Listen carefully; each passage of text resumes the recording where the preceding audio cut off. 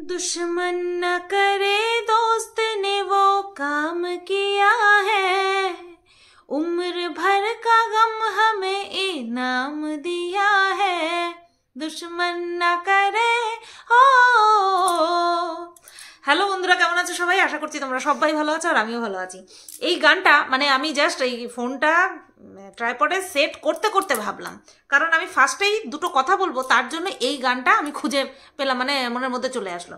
কথাটা হচ্ছে এই যে একটা ওয়ার্ড আছে টক্সিক, মানে বিষাক্ত মনে হয়, তাই না? তো এই যে টক্সিক মানুষ হয়, টক্সিক মানুষের থেকে টক্সিক সম্পর্ক তৈরি হয়। আমরা কিভাবে বুঝবো যে টক্সিক মানুষ কে বা কিরকম, সে তার চিহ্নিতকরণ কিভাবে করব, তার লক্ষণগুলো কি? কিছু মানুষ আছে আমাদের জীবনে থাকে, সে আশেপাশে থাকুক বা মানে কি বলবো ঘরের মধ্যে থাকুক, তারা একদম ডাইরেক্ট মানে শত্রুতা করে, ঠিক আছে? ডাইরেক্ট শত্রুতা করে, ঘরের মধ্যে এরকম থাকবে, দেখবা যাদের কিনা যা ভাসুর আছে তাদের মধ্যে সরাসরি শত্রুতা হয়। তো এগুলো হচ্ছে ডাইরেক্ট টক্সিক পার্সন। কিন্তু কিছু কিছু মানুষ জীবনে থাকে যারা কিনা দেখাচ্ছে তোমার ভালোই চায়, ভাব এমন দেখাচ্ছে তোমার ভালোই চায়, কিন্তু তাদের কথাগুলো না ওই যে যারা ডাইরেক্ট শত্রুতা করে তাদের থেকেও বেশি খারাপ। কথাগুলো কেন বলছি, আমি একজনের কমেন্ট দেখলাম, একটা নেগেটিভ কমেন্ট দেখলে তো হাসিই পায়। যেমন আমাকে দেখে আসো একজন লিখেছে পাগলি, তো আমি ওই কমেন্টটা সযত্নে রেখে দিয়েছি। এই ধরনের কমেন্টগুলো ঠিক আছে, একদম মেনে নেওয়া যায়, আমাকে কারোর পাগল বলে মনে হতেই পারে, তো পাগলি লিখেছে। কিন্তু এমন একটা কমেন্ট আমি দেখলাম যাকে কিনা আমি ভাবতাম যে ঠিক আছে, আমার ভিডিওতে যখন যা দেখে তখন সেইভাবেই রিয়্যাক্ট করে, কিন্তু আজকে যে কমেন্টটা সে করেছে তাতে করে আমার তাকে পুরোপুরি একবার মানে আমার সন্দেহ হচ্ছিল যে এই ব্যক্তি ঠিক আমার দরকার নেই এরকম মানুষ, ঠিক আছে? নেগেটিভ মানুষ, পজিটিভ মানুষ জীবনে ভীষণ পরিমাণে দরকার, কিন্তু এই টাইপের মানুষ একদম উচিত নয় জীবনে রাখা, জীবনের কোনো জায়গাতে রাখা উচিত নয়, সেটা কমেন্ট বক্স হোক না কেন। কারণ কমেন্ট বক্স তো আমাদের জীবনের সঙ্গে ওতপ্রোতভাবে যুক্ত, যারা কিনা আমরা সোশ্যাল মিডিয়াতে কাজ করি। তো সেই কারণে তাকে আমি টাটা বাই বাই করে দিলাম ফর এভার, একদম সারা জীবনের মতন থাকো বসে যত সব। তো যাই হোক, এই হঠাৎ করে এই টক্সিক বিষয়টা নিয়ে আমি কেন আলোচনা করছি, কারণ আজকে এই ভিডিওতে আলোচ্য বিষয়বস্তু যে বা যাকে নিয়ে আমি কথা বলবো, যার যেই বিষয়টা নিয়ে কথা বলবো, তার সঙ্গে এই টক্সিক কথাটা ভীষণভাবে একদম প্রযোজ্য। আমি একটা ভিডিও দেখলাম আজকে, দুদিন ধরে আমি ভিডিও দেখছি না তার, সেটা হচ্ছে টিয়ার ভিডিও আমি দুদিন ধরে দেখছি না, কারণ কন্টেন্ট যদি সেরকম না বুঝতে পারি তাহলে দেখি না। তো আজকে দেখলাম সে একটা ভিডিও দিয়েছে যেখানে কিনা রিপোর্ট সম্পর্কিত কিছু কথা বলেছে। তো সেটা নিয়ে পড়ে যাচ্ছি। আগে তোমাদেরকে বলি, ওকে আমরা যে হটকারী বলি তাতে ওর খুব রাগ হয়, কষ্ট হয় না, ওর খুব রাগ হয়, কারণ ও হুটফাট শর্ট টেম্পার। আমরা অনেকেই আছি শর্ট টেম্পার, আমরা মহিলারা ভীষণ পরিমাণে শর্ট টেম্পার হই, এটা আমাদের মানে কি বলবো একদম ওই জেন্ডারগত বৈশিষ্ট্য, আমরা শর্ট টেম্পার, আমরা একটুখানিতে রেগে যাই, একটুখানিতে কষ্ট পাই। এবার ব্যতিক্রম সব কিছুতেই থাকে, অনেক মহিলারা আছেন যারা কিনা শক্ত, এবার অনেকে শক্ত হয় অভিজ্ঞতা বশত অনেকে শক্ত হয়ে যায় যে না আমাকে এভাবে ছিচকাদুনি হলে শর্ট টেম্পার হলে হবে না, কিন্তু ম্যাক্সিমাম মহিলারা শর্ট টেম্পার হয়। তো টিয়ার মধ্যেও সেই জিনিসটা একদম কুটকুটকে ভরা। তো টিয়া কথায় কথায় রেগে যায়। তো টিয়াকে কেন হটকারী বলা হয়? টিয়া দুদিন আগে সিদ্ধান্ত নিল যে ওর যে রান্নার চ্যানেলটা ছিল সেই চ্যানেলে এখন থেকে ও ভ্লগ ভিডিও দেবে, আর যেখানে ও ভ্লগ ভিডিও দিত সেখানে এটা সেটা দেবে, বাট কন্টিনিউ রাখবে, ভিডিও দেবে। 4 দিন ধরে সেই ওর ডিসিশনে ও স্টিক থাকতে পারলো না। আজ 4 দিন হলো ও ওর ভ্লগিং চ্যানেল থেকেই ভ্লগটা দিচ্ছে, আর ওই চ্যানেলে ভ্লগ দিচ্ছে না, ঠিক আছে? 4 দিন হলো। আসলে ওর মনে হয় যে এই তোমার স্ট্রাইক খাওয়ার জন্য, গাইডলাইন স্ট্রাইক খাওয়ার জন্য ওর চ্যানেলের রিচ ডাউন হয়ে গেছে। আমি তোমাদেরকে এর আগেও বলেছি, ওর চ্যানেলের রিচ ডাউন হওয়ার কারণ হলো ওর স্বভাব, ঠিক আছে? ওর স্বভাব। আর লাস্ট পজিশনে ও প্রচণ্ড পরিমাণে বাড়াবাড়ি করে ফেলেছিল, মিথ্যে কথার একদম ঝুড়ি নিয়ে এসেছিল। তো তার জন্য দর্শক ওকে আরও একটা বাদের খাতার মধ্যে ফেলে দিয়েছে। এবার ভিউজ কিন্তু সবারই ডাউন যাচ্ছে। টিয়ার এখন বর্তমানে যতটুকু বা ভিউজ হচ্ছে, সে 30,000-এর মধ্যে ঘোরাঘুরি করছে ডেলি বেসিসে, বলছি হট কন্টেন্ট হট টপিক দিলে পরে সেই ব্যাপারটা আলাদা। ডেলি বেসিসে ওর গড় ভিউজ 30,000 হচ্ছে। তো ওর এইটুকুও হতো না, বিশ্বাস করো, ওর এইটুকুও হতো না। যেহেতু ও প্রেগনেন্ট, তার জন্য ওই প্রেগনেন্সি রিলেটেড ভিডিও দিচ্ছে, তার জন্য কিন্তু 30,000 পর্যন্ত হচ্ছে ভিউজ।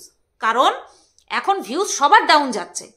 আপ টু ফেব্রুয়ারি মাস পর্যন্ত এরকমই চলবে। কারণ এই শীতের সিজন চলছে, মানুষ ঘুরবে ফিরবে, মানে কি বলবো, একটা হলিডে টাইপ চলছে, সবার ভিউজ একদম ডাউন চলছে। আমাদেরই ভিউজ, আমার ভিউজ যেখানে 15-16,000 গড়ে হতো, সেখানে এখন 3-4-এ নেমে এসেছে। তো এটাকে অ্যাকসেপ্ট করতে হবে। তার মানে এই না আমি আরও একটা আলাদা চ্যানেল খুলবো, আমি এই চ্যানেলে এটা দেবো, সেই চ্যানেলে ওটা দেবো, ওরকম করলে হয় না। তো একমাত্র প্রেগনেন্সির কারণে টিয়ার ভিডিও এখনও 30,000 ছুঁই করছে। ওদিকে দেখো মৌয়ের ভিডিও কিন্তু 25, 27, 30-এর মধ্যে নেমে এসেছে, যেখানে কিনা 80, 85, 90 এরকম চলে গেছিল। সবার ভিউজ নিচে চলে এসেছে। কিন্তু কেউ এরকম ছটফট করে না। টিয়া যেরকম ছটফট করে, কখনো এই চ্যানেলে ভিডিও দেবো, কখনো ওই চ্যানেলে ভিডিও দেবো, এরকম ছটফট কেউ করে না। এই কারণেই ওকে হটকারী বলা হয়, ঠিক আছে? তো একটা লাইভ করলো দেখলাম, সেখানে সেই একই কথা, আমি এই কারণের জন্য খামার বাড়ি ছেড়ে এসেছি, আমার খামার বাড়িটা দেখলে কান্না পায়। কেন খামার বাড়ি দেখলে কেন কান্না পায়?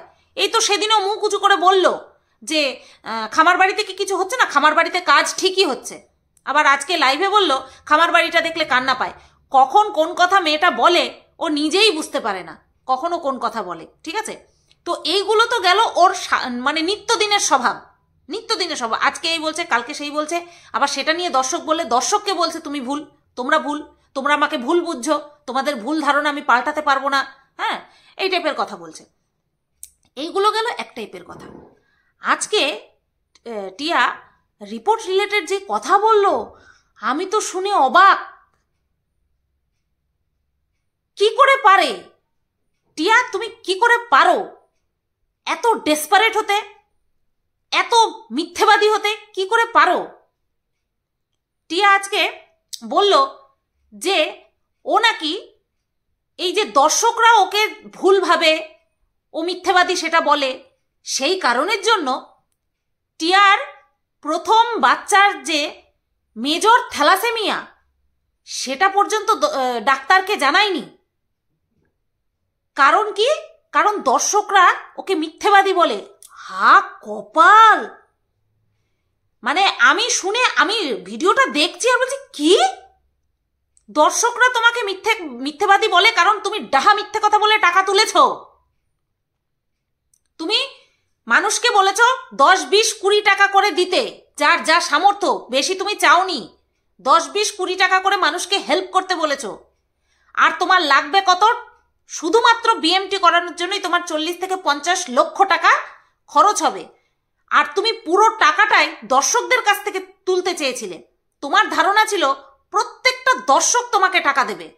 তোমার ধারণা ছিল, তুমি বলছো 10, 20 টাকা, আদৌ তো মানুষ 10, 20 টাকা দেবে না, দিলে বেশিই দেবে। তাই পুরো বিএমটির খরচাটা পুরো দর্শকদের কাছ থেকে তোলার মতলব ছিল তোমার। সেটা যখন হয়নি, তখন তুমি তোমার ট্র্যাকটা চেঞ্জ করলে। তাহলে তুমি দর্শকদের এমন ভাবে ঠকিয়েছো লাখ লাখ টাকা তুলে, তারপরে তুমি সেই টাকা দিয়ে কি করেছো আজ পর্যন্ত? কত টাকা তুমি দিয়েছো মানুষকে? আমাদের দেওয়া টাকা তুমি কত দূর দিয়েছো, কত টাকা তুমি নিজের কাছে রেখেছো, সেটা তো একমাত্র ভগবান জানেন। যেই সময় তোমার কাছে টাকা ছিল না, মানুষের কাছে হাত পাততে হয়েছে, সেই সময় তোমার হাজবেন্ডের মাথায় বিজনেসের আইডিয়া আসে। কিভাবে পসিবল সেটা? তোমার ছেলের ট্রিটমেন্ট হয়ে পারলো না, করে পারলে না, আর তোমার হাজবেন্ডের মাথায় বিজনেসের আইডিয়া চলে আসলো। কি করে আসলো? কোন জায়গা থেকে আসলো? আমাদের তো যদি টাকা থেকে থাকে, সেই টাকাটা আগে ইনভেস্ট করার কথা ভাবি, তারপরে মানুষের কাছে সাহায্য চাওয়ার কথা ভাবি। যেখানে আমাদের কাছে রাস্তা রয়েছে, মানে একটা প্ল্যাটফর্ম রয়েছে, ভালোবাসার মানুষ রয়েছে, ভালোবেসে মানুষ দিয়েছিল, তারপরে তুমি তাদের ভালোবাসায়, যারা যারা দিয়েছে তাদের ভালোবাসায় তুমি একেবারে জল ঢেলে দিয়েছো। তো সেখানে তোমাকে মিথ্যেবাদী বলবে না? তুমি মিথ্যে কথা বলেছো, অথচ তোমাকে মিথ্যেবাদী বলা যাবে না। তোমার কারণে তোমাকে মিথ্যেবাদী বলেছে, আর সেই কারণে তুমি তোমার প্রথম বাচ্চার রোগ চেপে গেছো ডাক্তারের কাছে। ওয়াও টিয়া, ওয়াও! তুমি এইভাবেই বাচ্চা মানুষ করছো, তোমার প্রথম সন্তানটাকে তুমি এইভাবেই বড় করছো, আর দ্বিতীয়টাকে পেটে নিয়ে তুমি মিথ্যে কথা বলেছো ডাক্তারের কাছে। যেই বাচ্চাকে নিয়ে, যেই বাচ্চার অসুস্থতা নিয়ে তুমি সাফার করছো, তুমি মানুষের কাছে মিথ্যে কথা বলে টাকা তুলছো, সেই রোগটাকে তুমি চেপে গেলে। তোমার এত বড় দুঃসাহস, তুমি ডাক্তারের কাছে চেপে যাও। এই কথাগুলো তোমার মুখ থেকে এখন বের হচ্ছে যে তুমি প্রথম প্রথম ডাক্তারকে জানাওনি। আরে বাপরে বাপ, তোমার তো মারাত্মক হিম্মত। তুমি তো জান প্রাণ নিয়ে ছিনিমিনি খেলা করার মানুষ। হ্যাঁ, তুমি গর্ভে ধারণ করছো বলে তার জীবন নিয়ে ছিনিমিনি খেলার অধিকার তোমারও নেই তোমার। তাহলে গর্ভস্থ শিশু গর্ভপাত করা দণ্ডনীয় অপরাধ হতো না? যে আমি ধারণ করেছি, আমি অ্যাবর্ট করে দেব, তাতে কোনো আইন কানুন থাকবে কিসের জন্য? বুঝাতে পারলাম? নিজে গর্ভে ধারণ করে নিজেকেও সেটা গর্ভপাত করা যায় না, সেটা আইনত অপরাধ। লিঙ্গ নির্ধারণ করা যায় না, আইনত অপরাধ। আর তুমি গর্ভে একটা বাচ্চাকে নিয়ে নিজেরা থ্যালাসেমিয়ার ক্যারিয়ার সেটা জেনেও, তোমার প্রথম বাচ্চার মেজর থ্যালাসেমিয়া সেটা জেনেও তুমি তোমার গর্ভস্থ শিশুর জীবন নিয়ে ছিনিমিনি খেলছো। তুমি ডাক্তারকে প্রথমে জানাওনি। তোমার প্রতি তো ঘৃণা মানুষের অটোমেটিক্যালি হবেই। মানুষেরা সুস্থ থাকলে পরেও, এখনকার দিনে যা পরিস্থিতি, মানুষ সুস্থ থাকলে পরেও, সুস্থ অর্থাৎ ওর মতন রোগ না থাকলে পরেও মানুষের গর্ভস্থ শিশু নিয়ে কতটা চিন্তিত, A to Z খুঁটিয়ে খুঁটিয়ে জেনে নেয়। আর টিয়া এতটা নিজেকে ডেসপারেট বলে মনে করে, ভগবানের পর্যায়ে নিজেকে নিয়ে গেছে, যে এতখানি ভোগার পরেও সে গর্ভস্থ শিশুর কথা জানায়নি যে সে থ্যালাসেমিয়ার ক্যারিয়ার, তার প্রথম বাচ্চার এই অবস্থা। তোমাকে মানুষ ভালোবাসবে কোন জায়গা থেকে? তোমার দিনের পর দিন তোমার যে স্বভাব বেরিয়ে আসছে, আমার মতন হয়তো অনেক মানুষ অবাক হয়েছে যে কি দুঃসাহস তোমার। তুমি এই সমস্ত কথা আবার পাবলিক করছো সোশ্যাল মিডিয়াতে এসে, যে তুমি থ্যালাসেমিয়ার ক্যারিয়ার, তোমার ছেলের মেজর থ্যালাসেমিয়া, আর তুমি দ্বিতীয় শিশুর সম্পর্কে যখন ডাক্তারের কাছে গেছো তুমি সেটা জানাওনি। তুমি এগুলো সোশ্যাল করছো অ্যাজ এ সোশ্যাল ইনফ্লুয়েন্সার হয়ে। হ্যাঁ, লজ্জা করে না বলতে? তোমার লজ্জা করে না?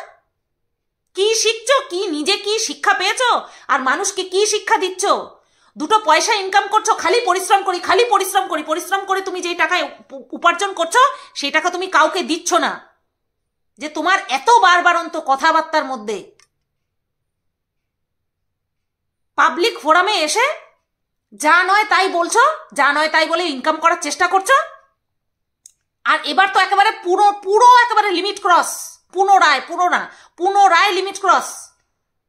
ছি ছি ছি ছি ছি ছি, এতটা মানে কি বলবো, ওটাকে বলে না কাণ্ডজ্ঞানহীনতা, তোমার কাছ থেকেই আশা করা যায়, তোমার কাছ থেকেই আশা করা যায়। মানুষ মিথ্যেবাদী বলেছে তোমার কারণে বলেছে, তোমার স্বভাবের কারণে তোমাকে মিথ্যেবাদী বলেছে। আর তার প্রমাণ তুমি আরো একবার দিলে যে ডাক্তারকে পর্যন্ত তুমি মিথ্যে কথা বলেছ। ছি, নির্লজ্জ বেহায়াও মানে লজ্জা পাবে তোমাকে দেখে। খালি পেটটা দেখিয়ে ভিডিও করার জন্যই মনে হয় তুমি দ্বিতীয়বার প্রেগনেন্ট হয়েছো, তাই না? তার জীবন সম্পর্কে যদি তুমি প্রথম থেকেই ওয়ারিড হতে, তাহলে ডাক্তারের কাছে অন্তত লুকিয়ে যেতে না। আমি দেখেছি মায়েরা একবার হোক দুবার হোক যতবারই প্রেগনেন্ট হয় বাচ্চার সুস্থতা আগে দেখে, আর এ দেখছে কোথায় আমাকে কে মিথ্যেবাদী বলবে। তার মানে ওর মনের মধ্যে কতখানি মিথ্যেবাদীতে ভরা রয়েছে যে আমি মুখ খুললেই লোকে আমাকে মিথ্যেবাদী বলে। আর একটা কথা কি বলছে যে আগে তো এরকম হতো না, আগে তো এত কিছু ছিল না, আগে আগে আগে তো মানে কলেরা হলেও পরেও মরতো, টাইফয়েড হলে পরেও মরতো, ম্যালেরিয়া হলে পরেও মরতো, এখন কি আর মরে? কালাজ্বর হলে পরেও মরতো, এখন কি আর মরে? চিকিৎসা ব্যবস্থা উন্নত হয়েছে, তার জন্য মানুষের মুখ খোলে। কি অপদার্থের মতন কথাবার্তা বললো আজকে ভিডিওর মধ্যে, অপদার্থের মতন কথা বললো একটা, যে আগেকার দিনে হতো। আগেকার দিনে কলেরা হলে পরেও মরে যেত, যক্ষা কলেরা এসব হলে পরেও মরতো, এখন মরে?